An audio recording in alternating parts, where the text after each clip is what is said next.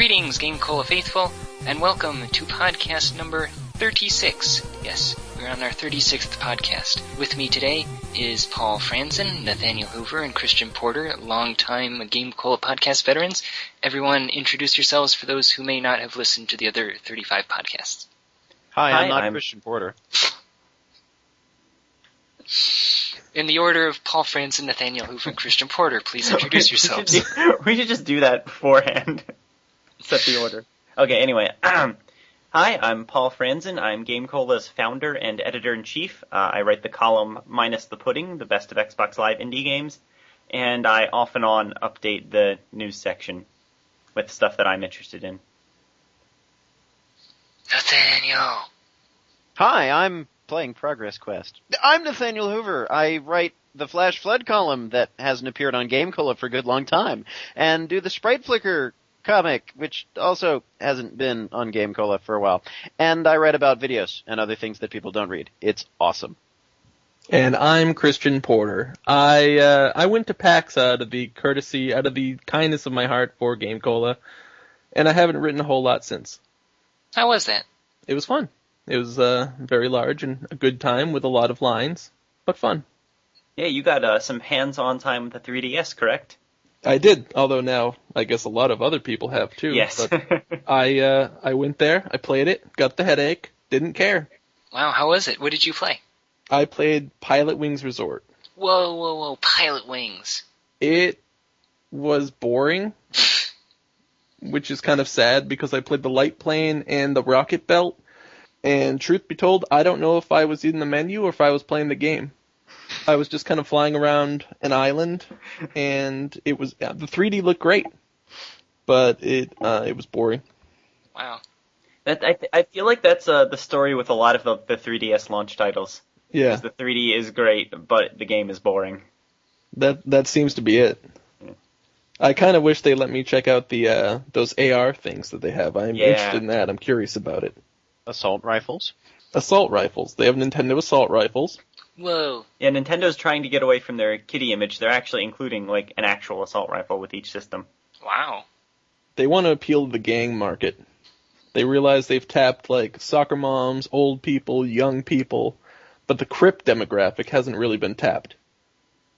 The 3DS. So could you explain to me how this 3 dimensions works, and grammar while you're at it? Explain grammar to him.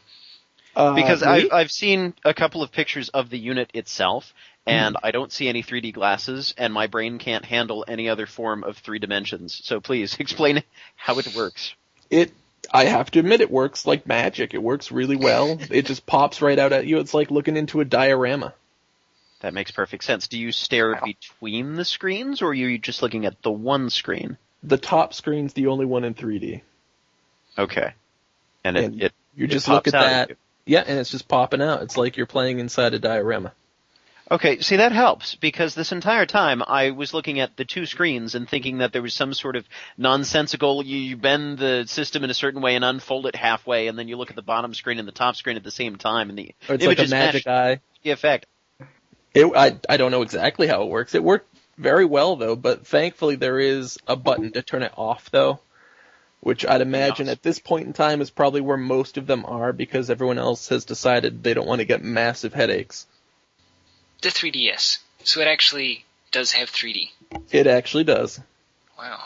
Well, Jeddy, before we get too much further, I believe we skipped over something here. Oh, yeah, that's right.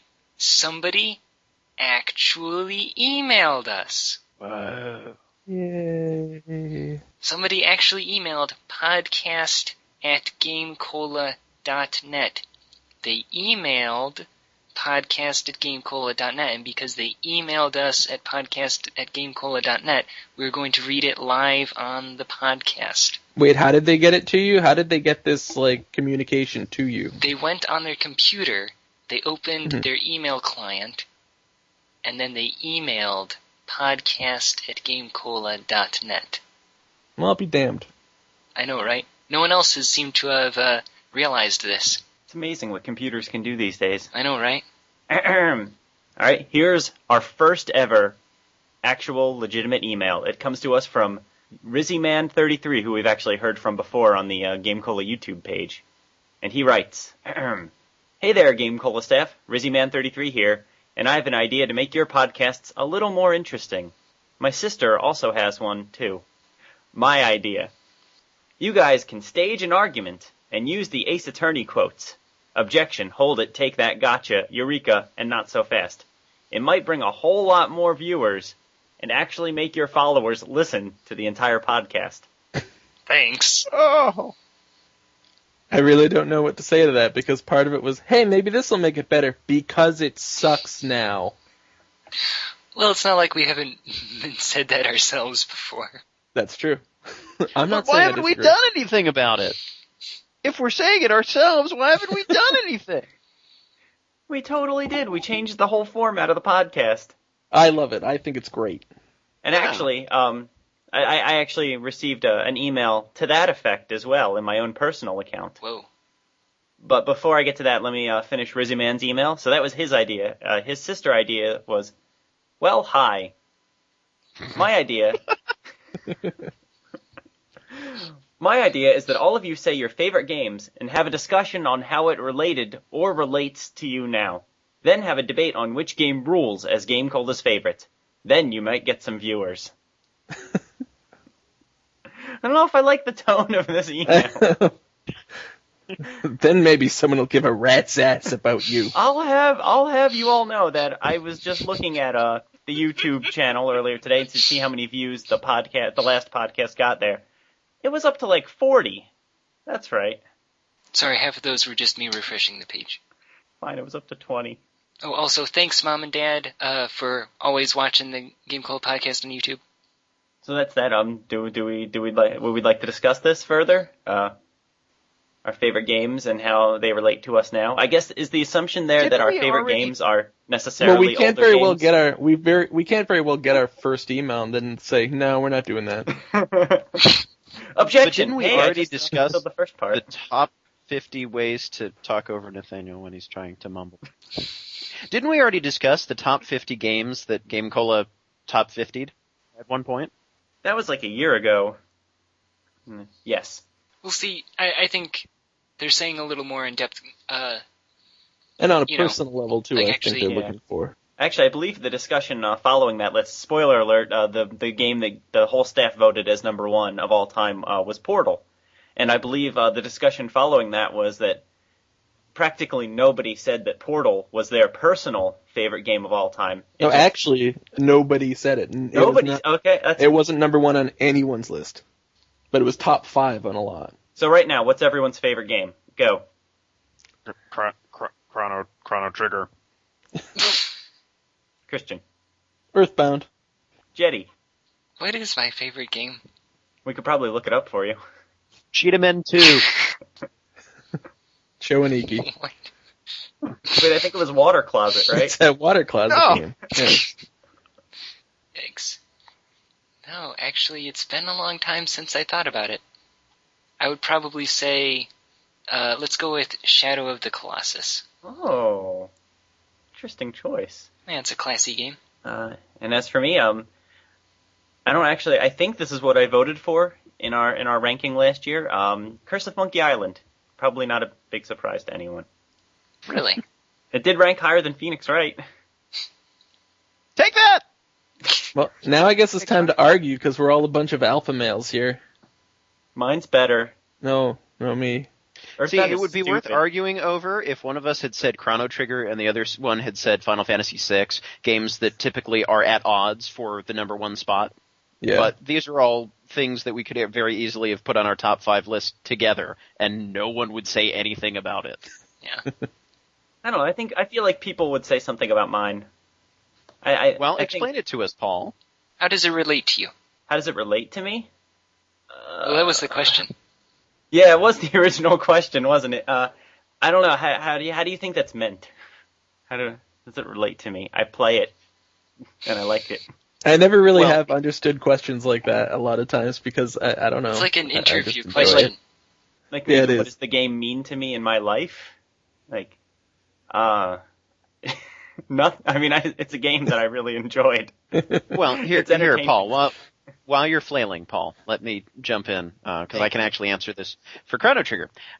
Because Chrono Trigger is really everything that I look for in a video game, that it's got memorable characters and character designs and bosses. It's got a fair, solid challenge that continues to grow as the game progresses. It's got a great learning curve.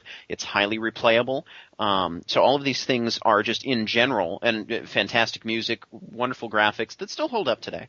Just all around things that I look for in a video game, but on a story level, I am very much into science fiction. I think time travel is a very cool concept.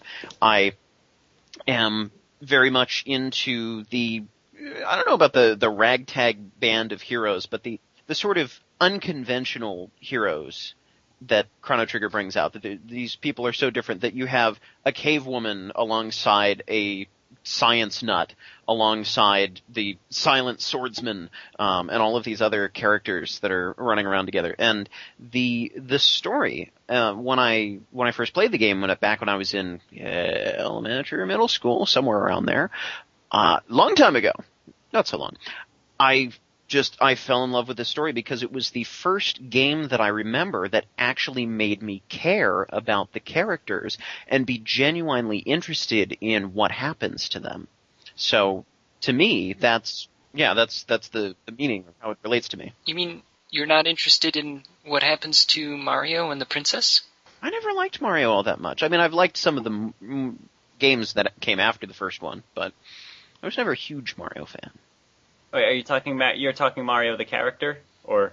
In general, yeah. I have a deep emotional bond, and to me it is very important that he go to that other castle and find the princess. I actually always liked Luigi better. Yes! In fact, to the point where when I would play Mario World, which is how I pronounce it. Out in Paul Land.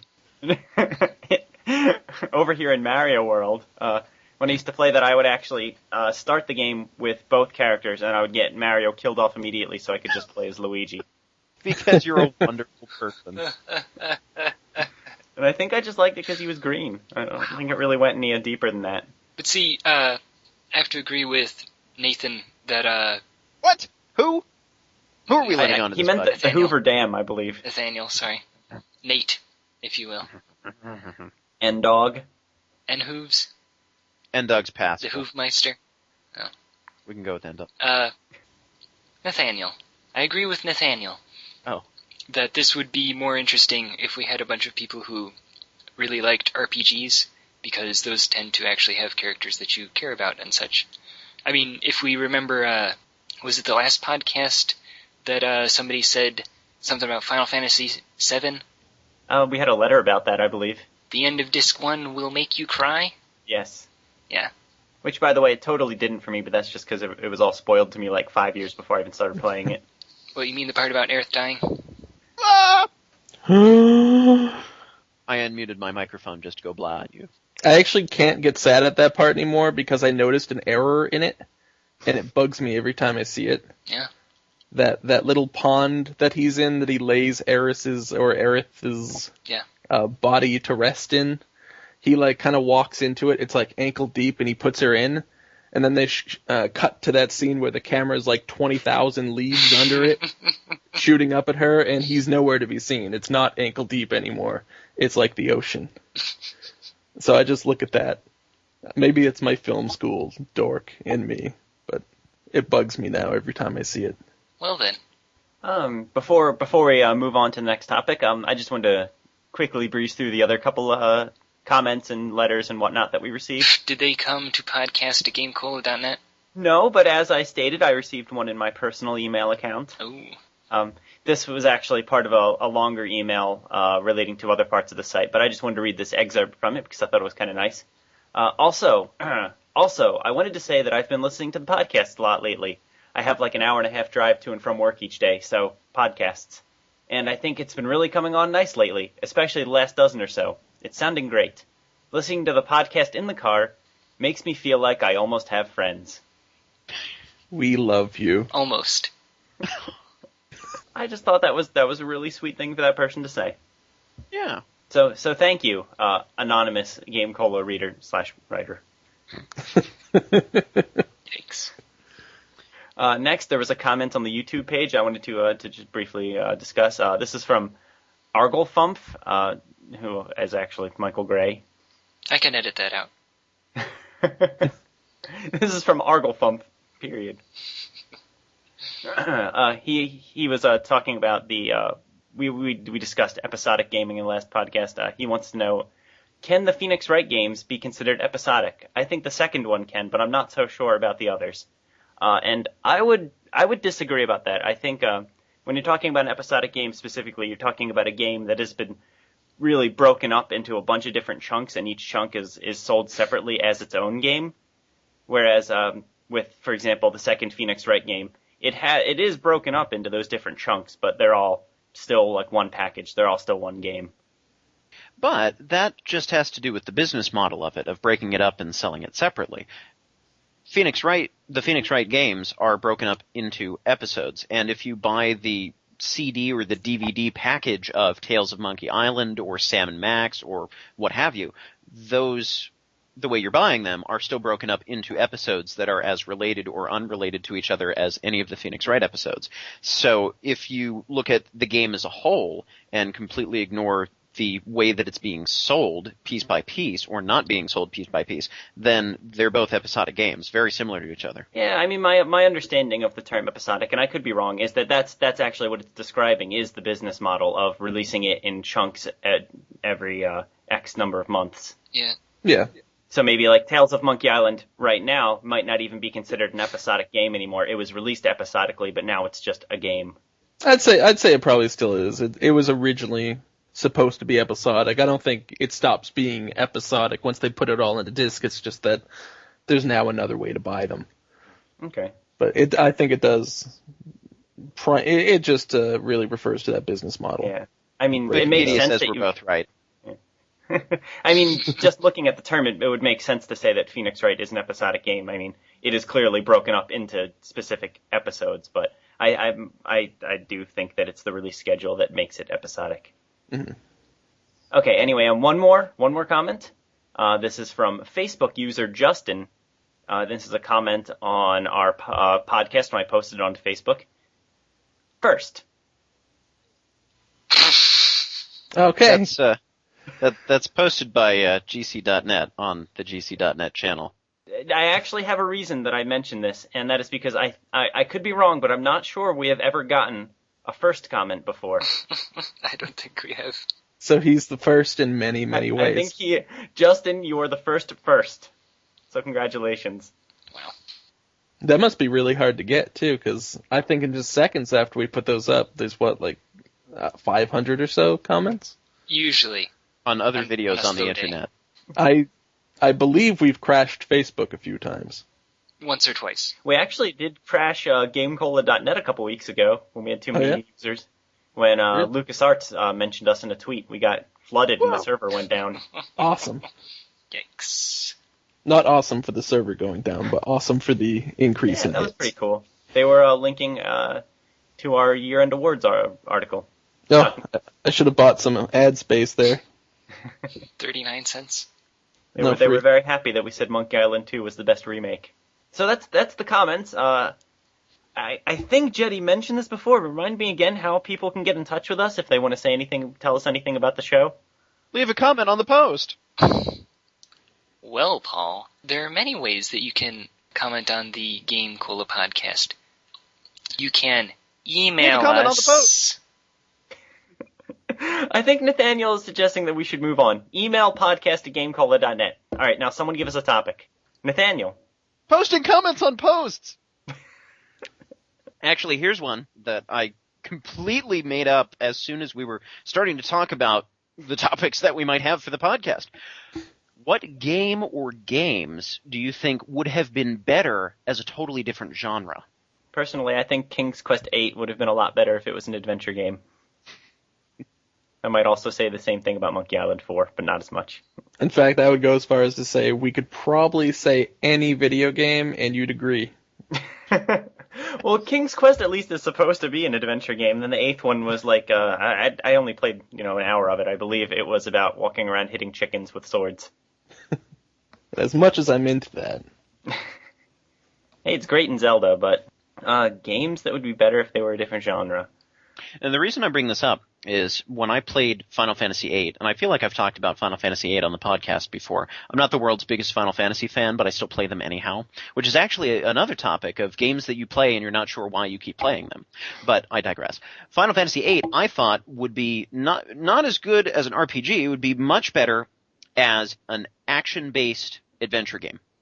Because there were so many sections that had the one that I'm thinking of in particular is where you're hanging in the air, like you're dangling from something. I don't remember what, a balloon or a floating hog. I can't even think of what it is. And there's a guard or a villain.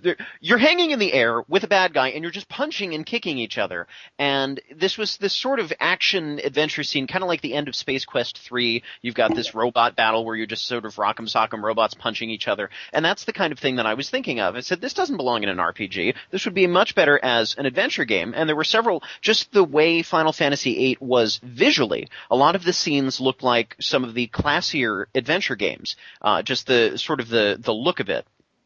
The hand-drawn art scanned in background kind of a feel to it.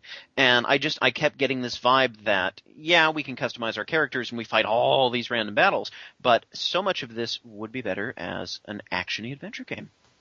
Well, but I think that can kind of be said about any turn-based RPG in modern times. You could probably have a more fun game if it was action-based as opposed to turn-based. I like No, that's not what I mean, though. Not action-based as in Tales of Symphonia, for example, where it's just active time, you're button mashing, not where it's part fighter that's combined with RPG elements, but I mean action game sort of where you have, I don't know, like fighting-oriented Mario Party mini-games as the standard. Gemini Rue is a perfect example of something that has an action slant to the adventure game. Some of you may recall that I just reviewed this game on GameCola not too long ago called Gemini Rue, and it is a new adventure game that is styled as some of the adventure games of the 90s, and it's standard point-and-click adventure game, and the difference is that there is gun combat where you duck behind cover and then you peek out and then fire at enemies or get your head blown off. And this is an action-oriented section that is not something that you would typically have in an RPG. You know, you wouldn't have Luca ducking behind a barrel and then popping out and firing a few shots and, holding your breath for a headshot or anything like that. It would flow differently in an RPG, but sort of action challenges with adventuring between them. That's what I'm talking about. Interesting. The things they do with video games these days. The things they don't do with video games these days. It's true.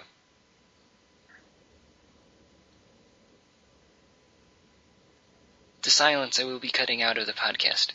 Hooray! I don't know. Why, I don't we're really, almost done. I don't have anything interesting to say. All I have are pithy things like I think all turn-based RPGs would be better if they were more actiony, but that doesn't really help the discussion very much. And I think I already said that. Paul, the difference is that turn-based, if it's turn-based done well with enemies that aren't just the same enemy over and over again, if there's actually another reason why I like Chrono Trigger is that there's enough variation in the enemies that it doesn't feel like you're doing the same battle every 5 seconds. But with turn-based, with turn-based, I have never played a game with turn-based combat that I found engaging. That's fine, but that's a problem with me tactics personally. And strategy for the turn-based to make be any fun. Paul. I don't know. I think, and this isn't really what your topic is anymore, but what I dislike the most is not even so much the battles. Like I usually do get into the boss battles in turn-based RPGs, but it's just having to fight a little tiny battle every 10 seconds that drives me nuts. That is the biggest complaint that people have about the turn-based games. That's actually something great that Chrono Trigger did in Earthbound too, which we were talking about a little earlier, is that it's a lot easier to avoid the little dinky encounters if you don't want to do them. Yeah, because they're physically there. You can actually avoid them if you want. Yeah. And Earthbound is kind enough that if you're super strong and they're super weak, they're not going to waste your time. They just immediately say you win. And Earthbound gives you the extra advantage. You can use a skip sandwich to run faster, or even use the teleport spell to your advantage to swing around people. Yeah, and then you swing around them and then catch them by surprise and beat them over the head and one hit, kill them. So there's additional fun strategy that you can have if you're really goofing around with it. Well, back to the topic.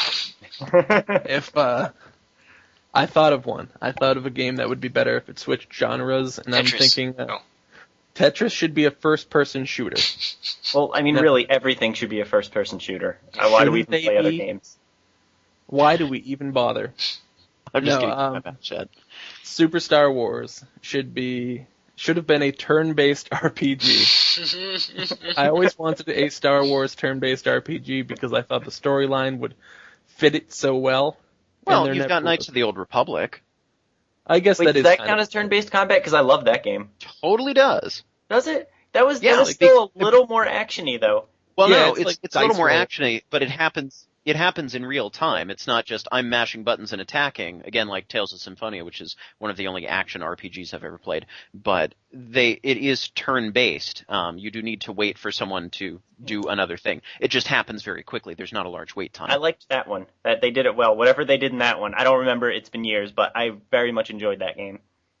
Well, what they did with Knights of the Old Republic was they gave you the option to pause after every turn so you could strategize, or just let your players run out on autopilot and then occasionally tell them, oh wait, you should throw a grenade. No, really, throw a grenade. Okay, stop shooting at him, throw a grenade! You can do that. Anyone else have any exciting changes in genre to make? No, okay. So then my other topic, while we're not talking about anything in particular, was games that you keep playing even though you know you really don't want to waste your time on this game anymore. That's like every game I play. But I always invest so much time into it at first before I realize I don't like it that I'm like, well, hell, I can't just stop it. Exactly the same way. Yeah, you get to that point where you're like, oh god, I'm not having fun, but I'm so far, I just want to see how the stupid game ends. I just had that problem. I was playing this FMV indie game on Xbox called Sword and Hammer, where it had a very Heavy Rain-esque gameplay where it would just flash on the screen what button you had to push, and then you had to push it. But the great thing about this game was it was live-action FMV. They recorded, I believe, maybe 4 different scenes and then looped them. So I would have a sword fight, and I'd have to push X, and then Y, and then B, and then I would win. And then it would show me the same exact sword fight, and then I'd have to do it again. But I got like halfway through that game, and I was like, this is the worst thing I've ever played in my life. This is the opposite of fun, but I've already spent 10 minutes on this game. I need to see how it ends. And then I died, and then I decided not to.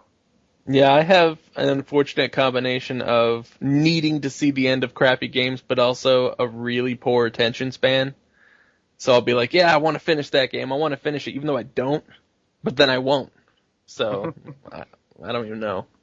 I guess it works out in my advantage.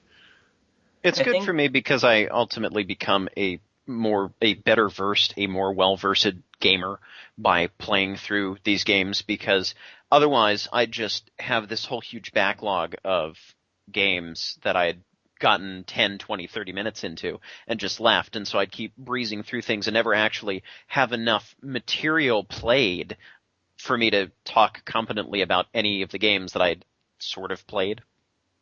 I've been forcing myself to play more because that's exactly what I do. I've been forcing myself to play like maybe 1 or 2 games at a time and then move on once I beat one. I'm also a completionist, and it makes it really difficult to just stop in the middle of a game. See, I'm not as much. I'll do what I feel is fun, and I'll try to collect a lot of things if I can, but usually I'm just too lazy. I can't be bothered. I mean, for me, Sword and Hammer aside, I've actually gone kind of the opposite direction. Like, if I'm not having fun, like an hour into a game, if I'm sitting there, I'm like, this is boring. Why am I wasting my time? I'll just stop playing it and then trade it on Goozex and get something else instead. I've in my old age, I have much less patience for games than I used to, and if a game doesn't grab me pretty much right away, I won't bother playing it that much longer. And on the other hand, if I get a lot of the way through the game and I am having fun, but I get to the point where it's too hard, then I will watch the rest of it on YouTube. I have done that, yeah. So I'm not really completionist at all. I have a friend who kept getting to the last stage or the last boss of a video game and then just stopping and never going back to it. So it was my personal project for a little while there to just sit down and say, okay, we're finishing Metroid Prime tonight. I don't know, it's hard to motivate me to do stuff like that because, like, once I recognize that I'm actively not having fun or not interested in a game, I realize that there are other things that I could be doing that I would be interested in, that I would enjoy doing, or productive things that I could be doing, and I have zero motivation to keep playing that game. I did that with Assassin's Creed. I got all the way through it to the very end, and at the very end, they decided before this last, like, probably one of the last boss battles, they have a horde of like 100 or so people just come right after you and try to kill you. And they succeed. They succeed pretty often. In fact, every time I played. And after dying like 30 times, I was like, I don't ever want to play this again. I'm done. Mm-hmm. I'm going to assume this is the ending. He dies. What's been getting me caught up, at least on the games that I've been playing for the past year or two, is that anytime I start to really get into a game and enjoy it, or even if I'm not enjoying it but it's going quickly enough, then there are side quests. Then there's optional material that I want to at least try out, but again, being the completionist that I am, I feel like if it is within my grasp, I might as well at least do it, especially when it's a game that I know I'm never going to come back and play again, because I don't like it that much, or I like it well enough but not enough to play it instead of anything else that I own. Wario Land 4 is a perfect example of this, where I beat the game, and it was okay. It was better than 2, which is the other one that I had played. I enjoyed it more. But then there's, you just unlocked hard mode, which is exactly the same as normal mode, but slightly different. I said, well, if I'm ever going to mark this off of my backloggery, where I've recorded every game that I own and my progress through it, I'm going to need to do this now, because I will never pick this up again, and I'm never going to remember where all of the secrets are and what to do, so I might as well. And I sat down, and I worked toward it for a while, and then eventually I did give up, and it felt really, really bad. Yeah, I don't have that problem at all. Lucky man. I almost never do any side quest in any video game. Unless I know for a fact that it's really going to entertain me, or that there's something really, really good at the end of it. I don't care. With the few exceptions being in the both of the Death Spank games, I did almost every quest in those that I could, and I have no idea why. I don't know what compelled me to do that. Well, here's another question. What side quests have we done recently that have been completely worth the time, or that have been such a horrible, miserable waste of time that we want to invent a time machine just so we can undo it? I, for one, have been playing Mega Man ZX for the DS, and I was really enjoying the game at first. I thought it took the Mega Man Zero series, all of the best stuff from it, and improved on it, and made meaningful contributions to the continuity of the greater Mega Man universe, and I thought it was great, and I had fun. And then they started offering me side quests, and I started going on them, and the rewards were pretty pathetic, and most of these side quests required me to replay areas that were really fun and challenging the first time around, and just go back through them to find a tiny little item that was hidden in one of the 17 crates that are everywhere and take forever to destroy, and do this over and over and over again with no indication of whether it's just, here's a time waster to get you some extra credits, or here's a time waster that will eventually pay off in some way. And it's been decreasing my opinion of the game. Ugh. And I know I don't need to take them, but I can play these side quests and have actually been making progress with them, and they seem different enough most of the time that I feel like I should, like I'm going to miss something, but I don't know. And the worst part of it is I'm now at the end of the game, and I kind of want it to last a little bit longer because I was enjoying it so much. Now I'm like, I don't want to beat it yet. I was having fun. I want to play it a little longer. Maybe I'll do another side quest just to stretch this out any longer, and I'm kicking myself in the head for saying that. I went back and collected all the big coins in New Super Mario Bros. Wii. Like, all of them. That was pretty hardcore. And I think what compelled me to do that was, I was playing through it with my fiancé, and we just were having an extremely fun time playing the game together. So once we got to the end and we realized there was a whole lot more for us to do, we just wanted to keep playing it. So it really almost had nothing to do with actually collecting the coins. Like, the coins were just an excuse for us to go back and play all the levels again. I'm too lazy to even 3-star the levels on Angry Birds. Oh, actually, you know what? I thought of something that relates to that last topic about games you keep playing even though you don't know why. I wrote a review about Kingdom for Keflings. An alright game. Meh. Just kind of middle of the road, not much to it. What was the name of that again? Keflings. There's a kingdom for them. Thank you. I feel so enlightened. You make it, and you build, like, houses, and you build, like, you know, it's kind of like Minecraft, but lamer. Did you play as your Xbox avatar? You do, and that's really the selling point. But I actually bought the sequel. I bought World for Keflings last week because it was on sale. Because I'm an idiot. My wife is disgusted with me now because she didn't know that. Yes. Yeah, actually, on that train of thought, not so much now, but I have been known in the past to go back in Xbox 360 games to collect achievements, even if it's a game I've already beaten in a game I don't really feel like playing. I'm the one of the few things that will motivate me to go back and do side quests and do extra stuff. I love me some Chivos. Yeah, they do sucker me into to playing the games again. I was one of the many people that thought it was stupid at first, and no one's gonna care. And see, I thought it was amazing as soon as I heard of it. That was like one of the top reasons I wanted an Xbox. I have no idea why. I had no experience with them at that point, and I still don't know what is so interesting about them. But I just hit 15,000, by the way. It's really cool. Woo. I have barely any games with. Go ahead, Christian. Okay, I 1,000-pointed Civilization Revolution last You did? year. Wow. I thought for sure I never ever would, and I did, and I was like, I am so proud of myself. I am a god of a drove me man. nuts because you couldn't earn the achievements playing online, and like half the fun of that game is playing it online. Yeah. That drove me nuts. I actually I don't think I've gotten 1,000 points in anything yet. I could be wrong. I've gotten 200 points in some of the arcade games, like Monkey Island. I think there's like 4 games where I've gotten all the achievements, and that was 1 versus 100 is one of them. Yeah, I have like Monkey Island and Death Spank.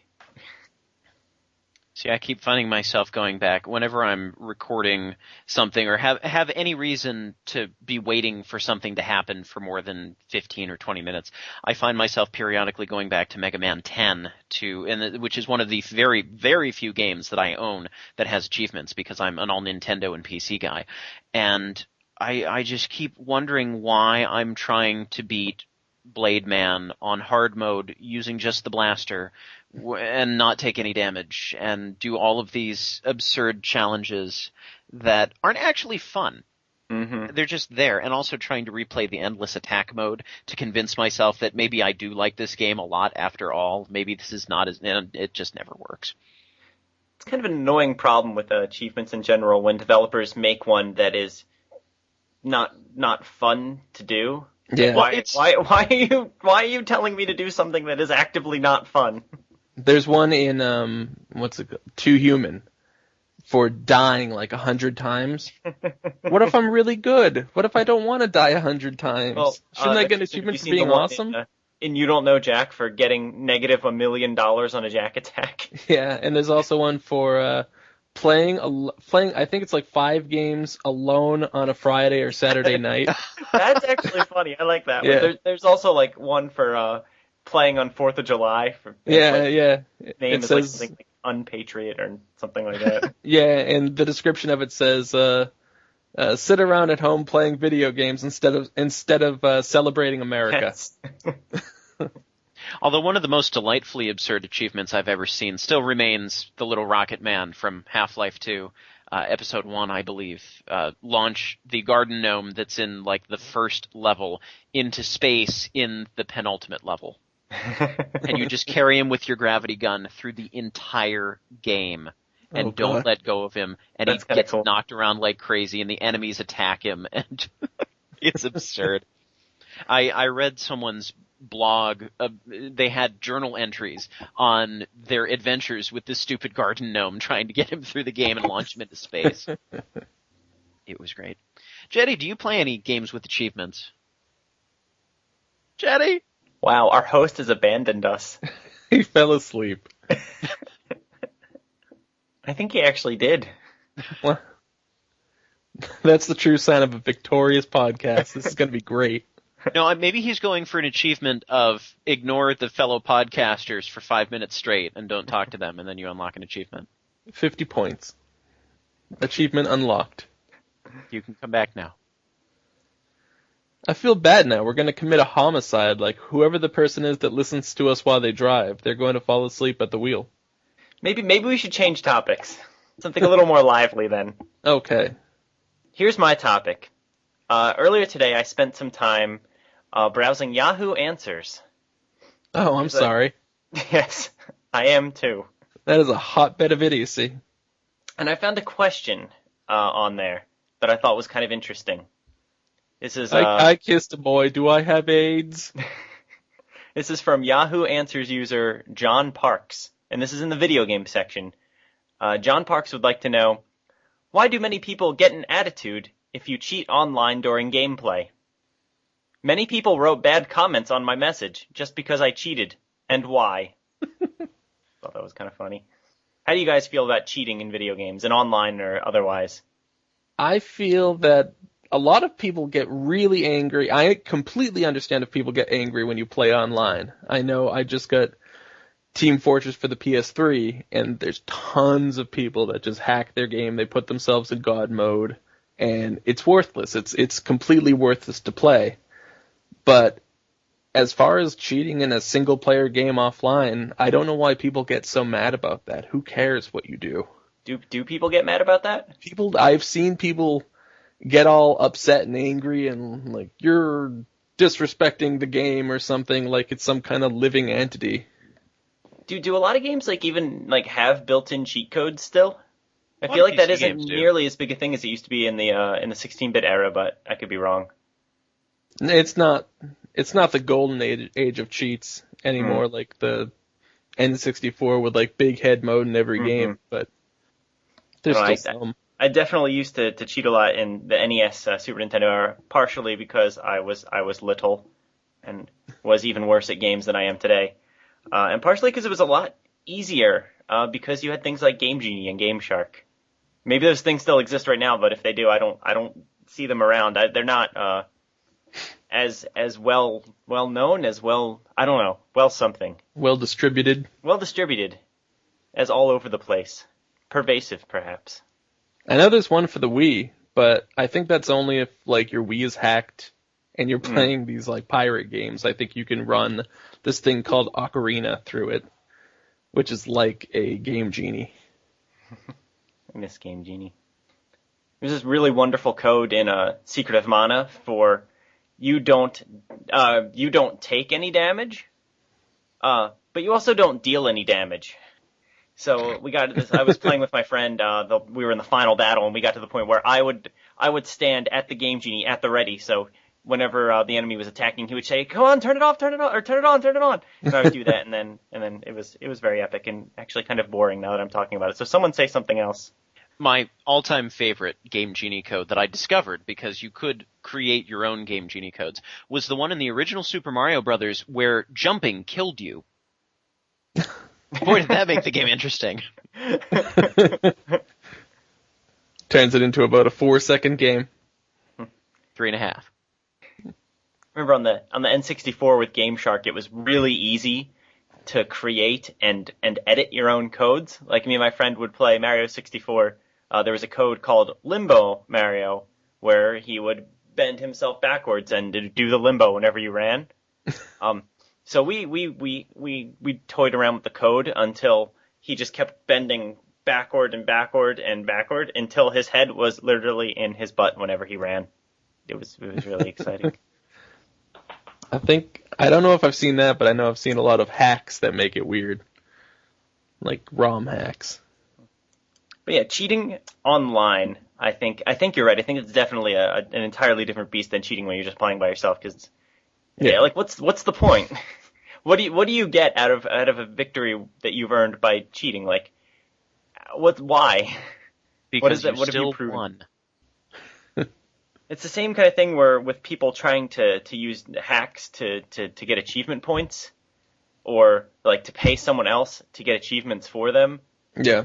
It seems so pointless to me. Like as we've discussed, I like achievements as much as the next guy, but like, what are you proving by paying someone $50 to go earn a bunch of achievements for you? Yeah, which is actually something that people do. Yeah, I know. It's like, what? Do you not want to have fun with the game? Like, what's the point? You are paying someone to play a video game for you. Well, there are people who don't play games to have fun. There are people who play games to win, who play games to have those achievements. But again, like... Well, yeah, but how can you be proud about that? Hey! Where did you come from? We missed you. Yes, I missed me too. But yeah, if you So anyway, win, like, how have you won? That's not winning. It is. You That's conquered everyone else. You achieved your goal. It's winning. But wait, your goal is specifically to win, not to do better than the other person. So you've won by winning. But like, why is just winning the goal though? Because they're douchebags. Douchebags, they live by different rules. They live by the manual of douchebaggery. And number one is always win at all costs.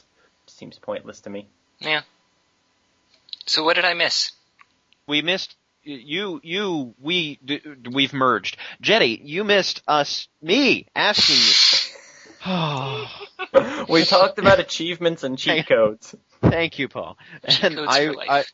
I was gonna ask you if you played any games that had achievements. I don't play modern games. That doesn't matter. Old games you can make achievements for old games. I've seen it. I got the high score? Yeah. That's an achievement. But it's not an achievement with a capital A though. No. See, that's the thing. I don't like game-specific achievements. I only like the ones with the capital A that tie into my Microsoft account or my PlayStation account. For some reason, if anything else, if I'm earning medals in a game or awards, it does not tap into the same part of my brain that Microsoft achievements does. And actually, I would extend that to the PS3's achievements too. I don't care about the trophies. I don't care when it says you unlocked a trophy. I'm like, I don't care. I like them, but I don't like them as much just because it's a little more difficult to see how many I have. Yeah. It doesn't just show up when I push the PlayStation button. I have to go into this menu, and then it takes like 20 minutes to sync. Xbox just makes it easier to wave around your video game penis. Are we talking about using the Kinect again? It makes it easier in a great many ways. So I didn't miss out on much. No. Objection! We use your suggestions. Yes, yeah. Poorly, but we do. I could probably dig up another Yahoo answer if anyone wants it. Uh-oh. Oh, no. I think we should have a Yahoo Answers section on every episode. What did I miss? Love Yahoo Answers. Well, here's the second one I got. Okay. All right, the topic, the title of this question, boring gas problems, blah blah blah. And the question is this: I know this kid called Gaz, and my God, he is boring. All he plays is UT, Unreal Tournament, I guess, and Call of Duty. I really want to make him cool, but I don't know how to approach him, and I'm really scared, but I don't want him to get bullied anymore. Advice, please. Also, I can duplicate players. What? What? What? In what? No idea. There's so many questions that are spawned from that question. I just like how it took such a depressing turn toward the end. It was like, he's super boring. Like, I thought that was kind of a humorous start, and at the end, I don't want him to get bullied anymore. Oh. He gets his ass kicked every day in school.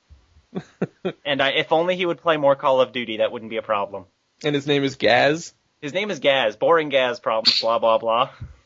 Actually, this post was secretly posted by Gaz himself. So I have this friend who's really boring, and this friend, he plays a lot of Unreal Tournament. And there were a couple of responses. One of them was just one word, Halo. Which I'm not really sure how that solves the problem, because if he's already just playing your standard shooting games, how does playing another one help? Yeah. But also, two separate people responded saying something else, and I'm trying to figure out, is this like some kind of internet meme that I'm not aware of? Maybe you guys can help me with this. Both Charlie Ba and Brian Badonde responded with, Black Gary, Bob Lamb. I have no idea. Can someone please tell me what that means? Because two people independent of one another, apparently. Unless maybe they're all friends and that's some inside joke. I just did a search for Black Gary Bablam, and it only brought up boring gas problems, blah, blah, blah. So those two people are just linked at the brain, and they make no sense at all. It's got to be some kind of inside joke, maybe. Like, maybe one of these people are Gaz, or they all know Gaz. Maybe that's something Gaz says all the time. Yeah, it's something... They're making fun of their friend Gaz, who's in the same room. Yeah. Who else has a topic? I have a topic. All right. The topic is, do we lower our standards with video games? Meaning, is what we consider to be a good comedic game the same thing we would consider to be a good comedic movie, or a good dramatic game, a good storyline, a dramatic game?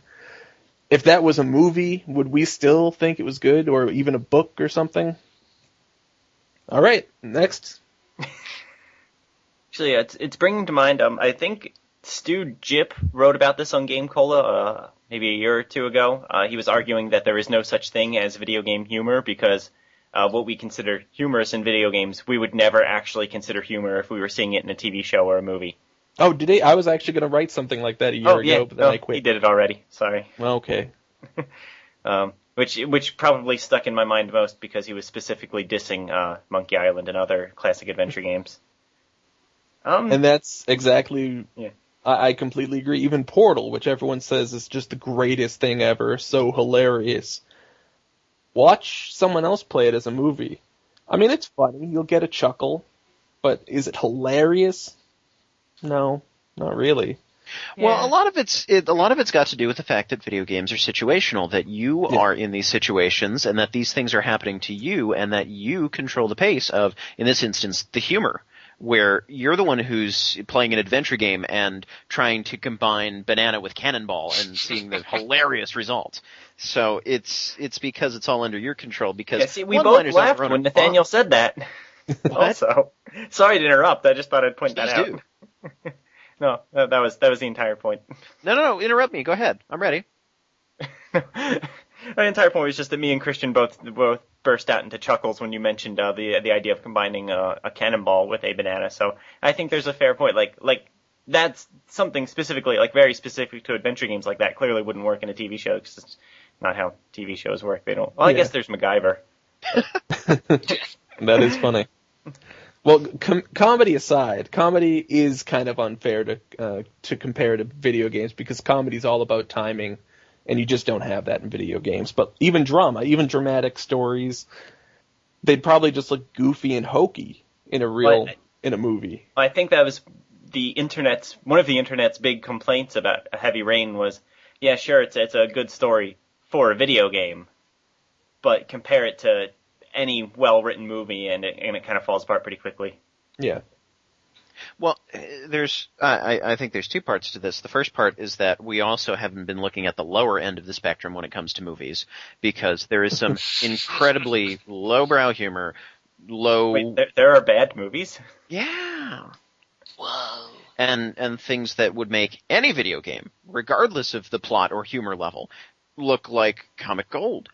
Oh, and it's probably fair to say that the best story in the best video game is probably a lot better than the worst story in the worst movie. Sure, but if you look at the best story in the best video game, it may not hold up to the best movie. Yeah. And that's also because of the situational aspect of it. That's because you control it, and there needs to be that interactive bit, in my mind, for it to qualify as a game. If all you have are cutscenes, then it's really no different than a movie.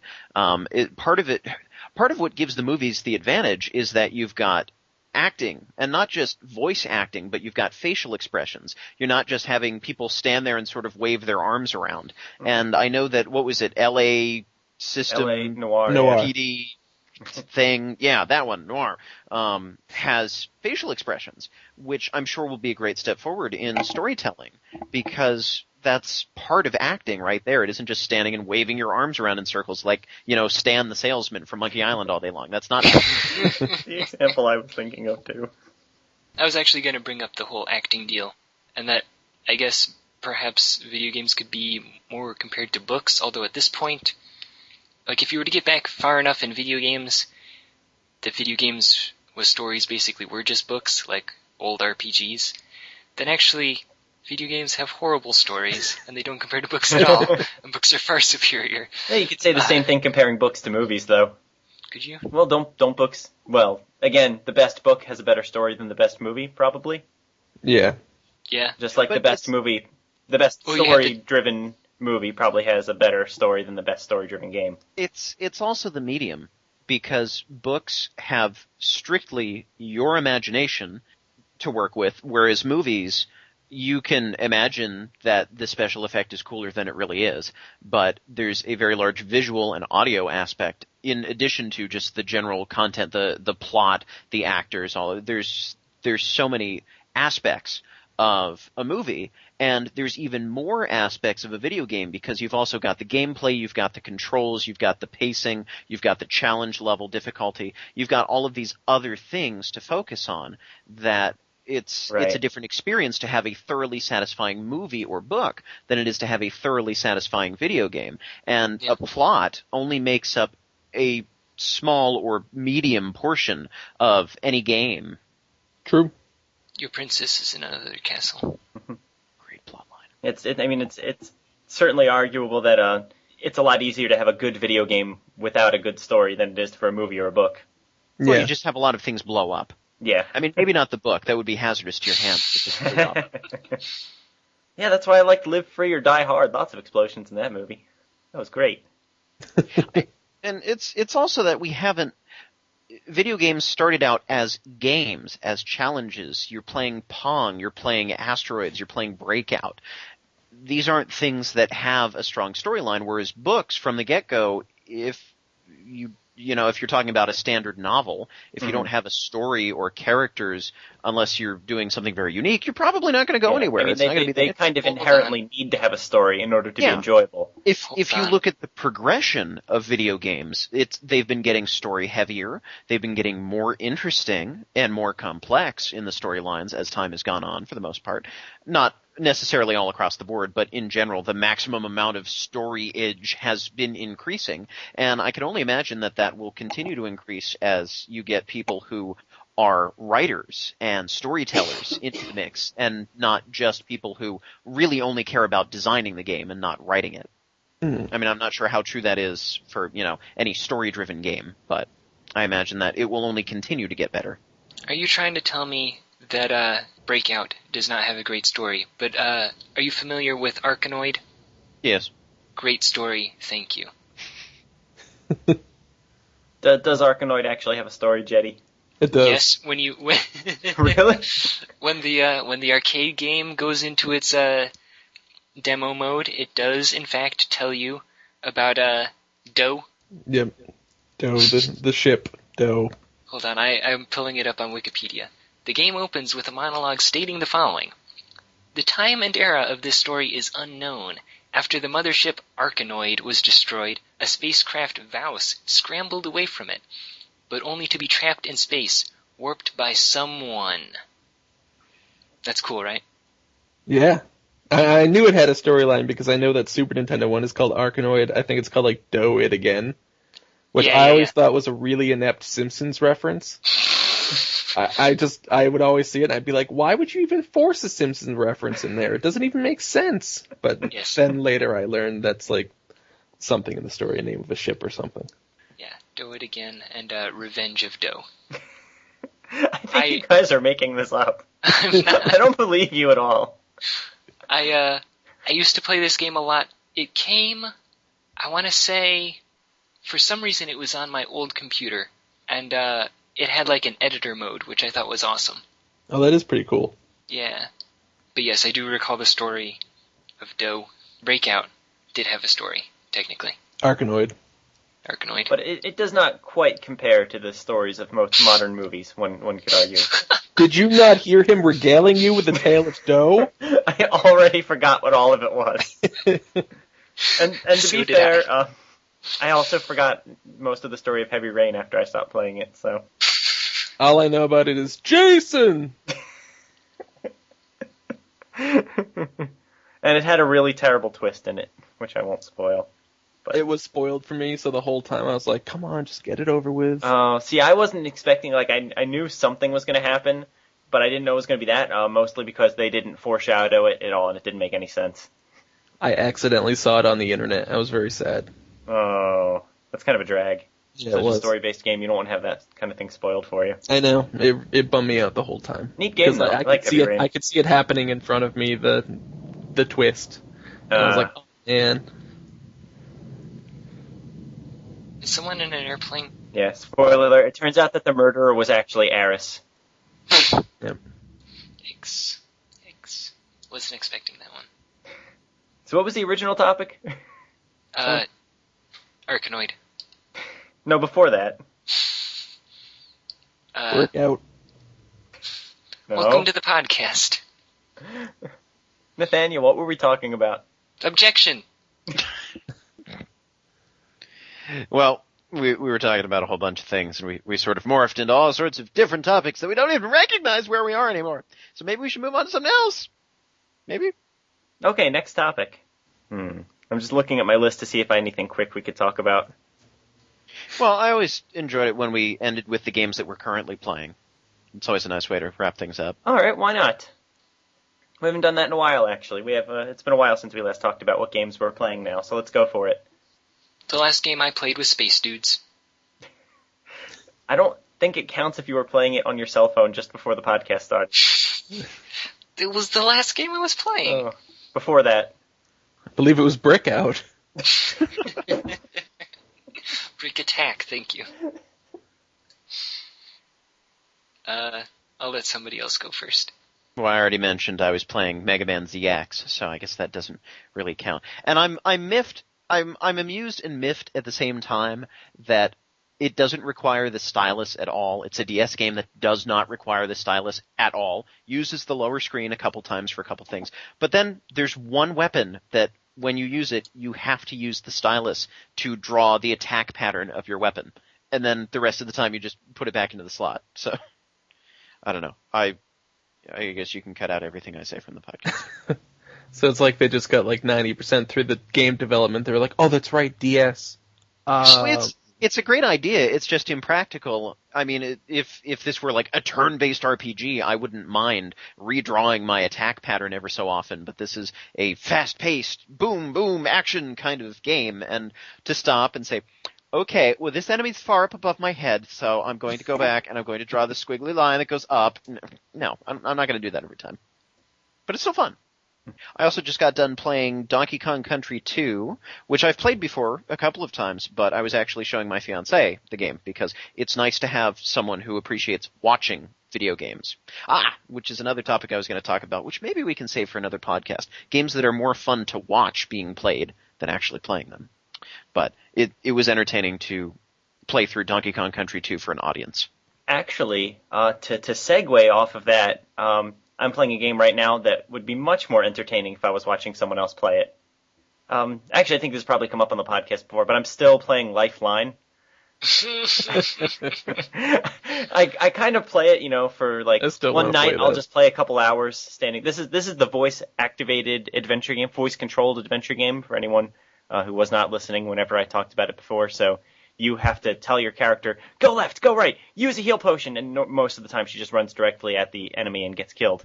This is a game that I'm currently playing, and I also feel in fact, I know for a fact is much more interesting to watch someone play because I've done it before, and it's hilarious. Just to watch them. That is really the quintessential party game, really. Yeah. Everyone just laugh. I think that might, if it wasn't, if it was possible, I think that might make a fun Let's Play for the YouTube channel, actually. Oh, it would.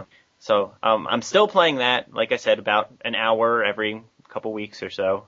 That's about how often I can work up the energy to do it. Also playing with my fiance, we're playing through and almost finished The Longest Journey, adventure game from the early zeros, I believe. I believe the term is aughts. And it has a very apt title, I will say that. Also playing Secret of Evermore, which is awesome. Can't believe I didn't discover this game when I was little, because it's Secret of Mana, but different. Except for that the multiplayer, which is kind of lame.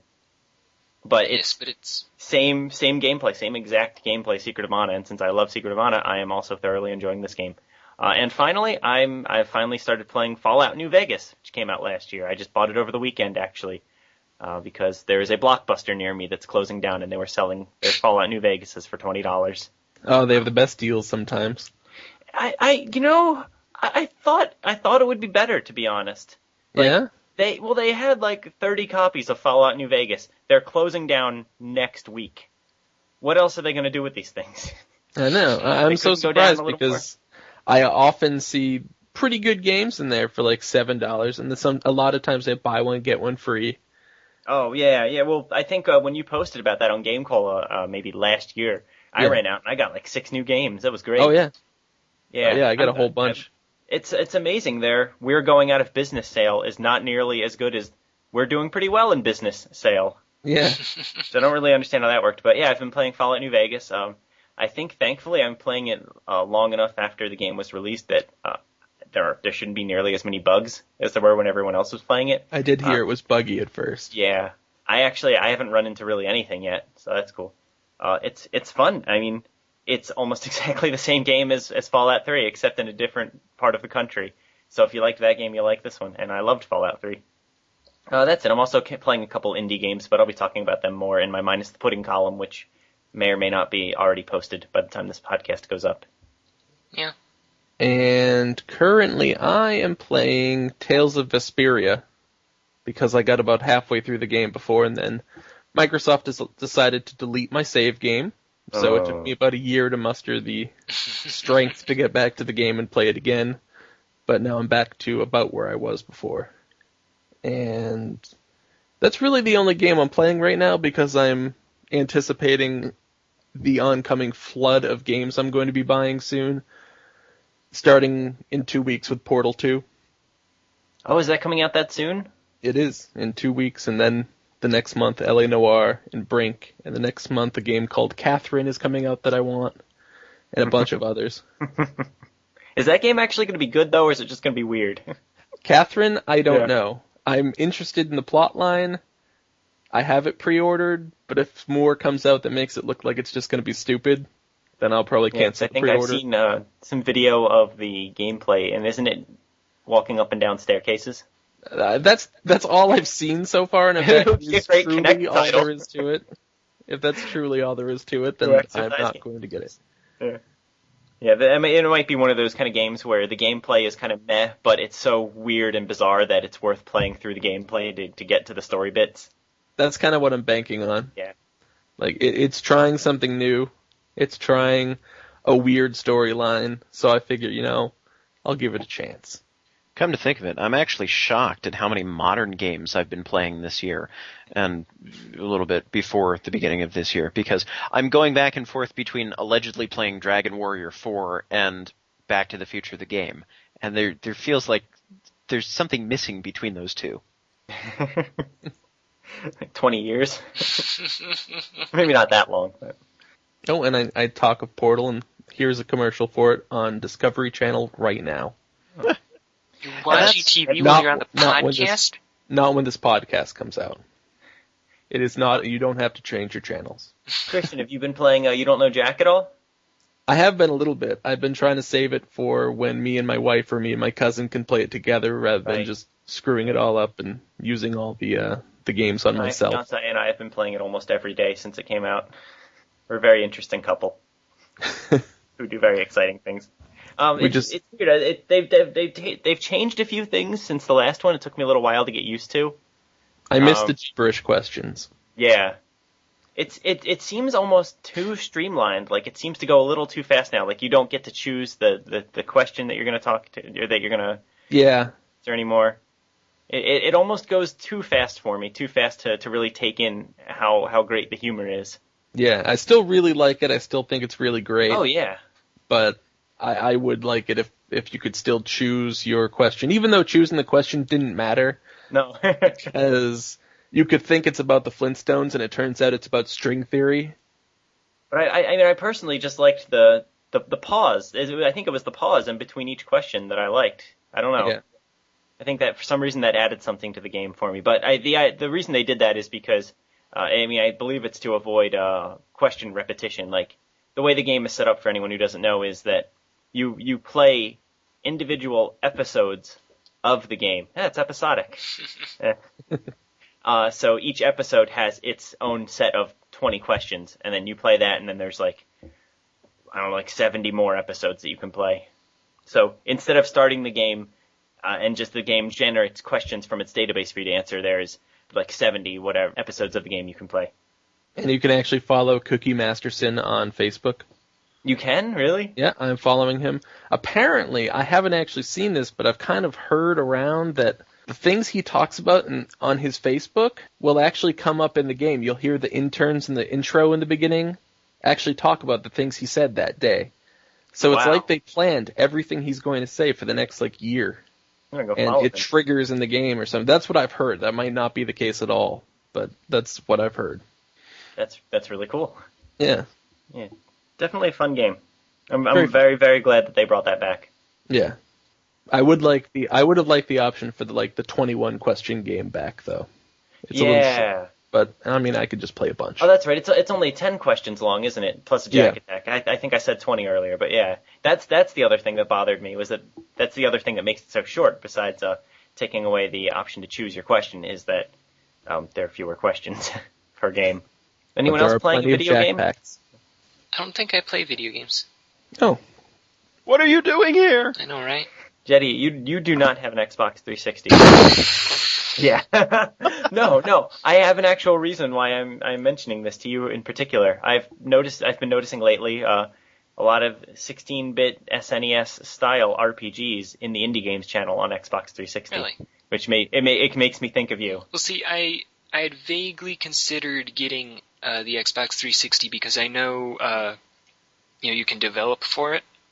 Yes. And I had tossed around the idea of actually trying to do something with that, but as I don't even really have time to play video games, I don't really have the time to program them anymore, sadly.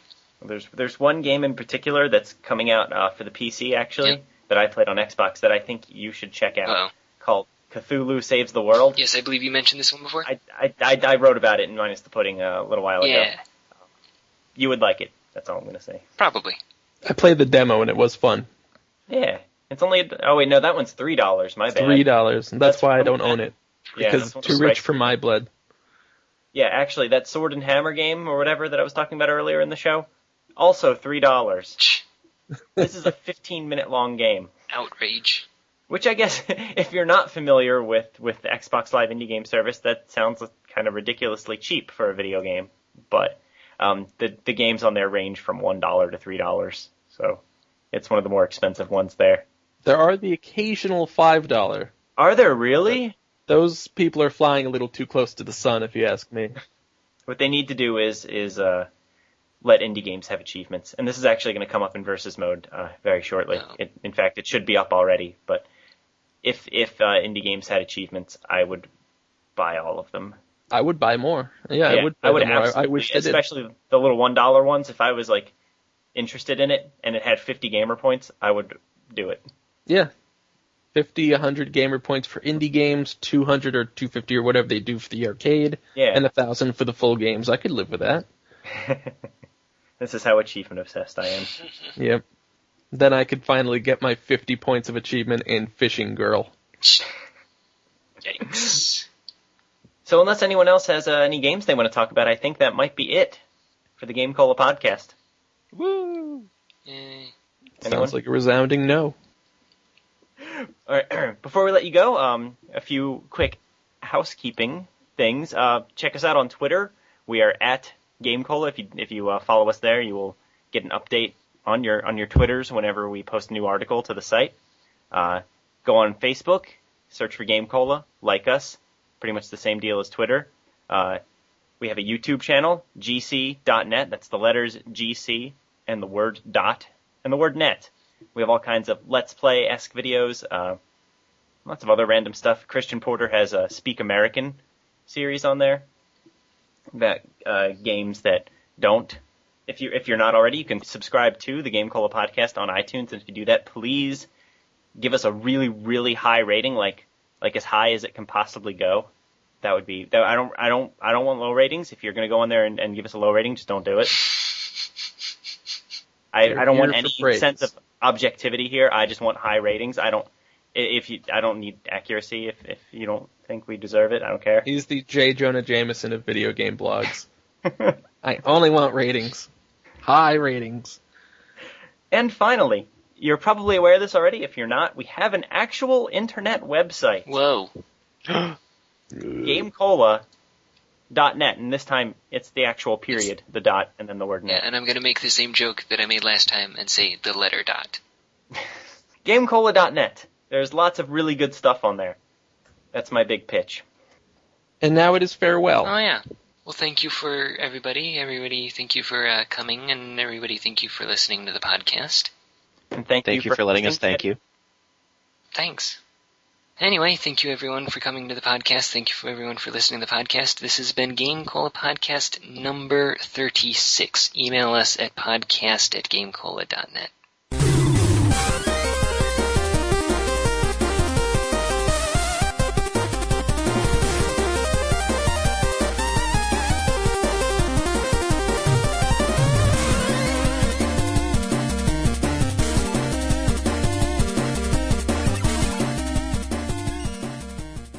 By the way, this is not going in the podcast. I just want to reiterate that.